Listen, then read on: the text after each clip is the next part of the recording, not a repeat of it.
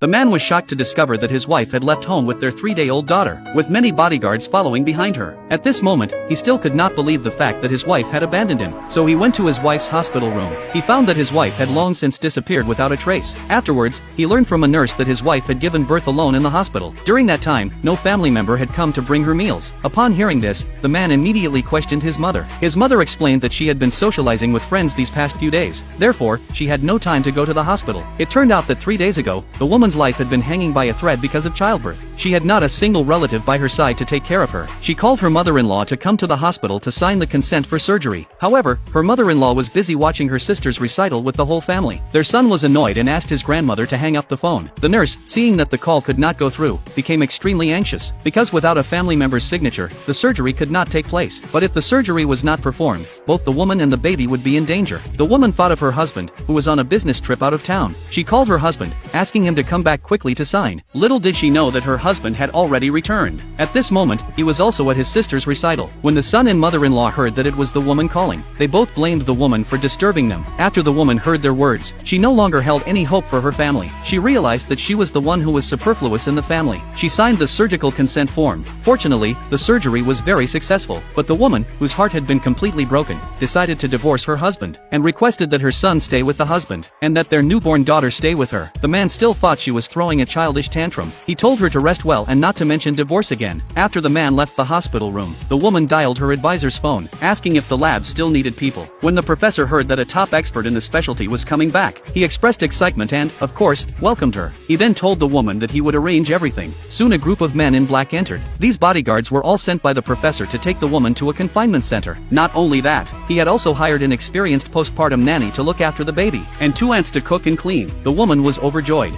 thinking about how she had given up her dreams for her family, and received only ridicule in return. But with just one phone call, her advisor treated her like a treasure, so she had the bodyguards reply to the advisor, indicating that she would never fail the advisor's nurturing. Then she looked at this cold and merciless hospital room, and realized that she had worked so hard to give birth for her husband's family, but in return, they had shown her not a shred of care. She decided that from today on, she would start anew and begin a new life. Just at this moment, the man's family also arrived at the hospital. The son said he didn't want to see his mother's face. The man not only did not scold his son, but actually followed his son's words and turned back the way they came. Suddenly he saw a woman leaving with a baby in her arms, but he was not sure if that woman was his wife. After all, his wife had just given birth and would not have been discharged so quickly. Just as he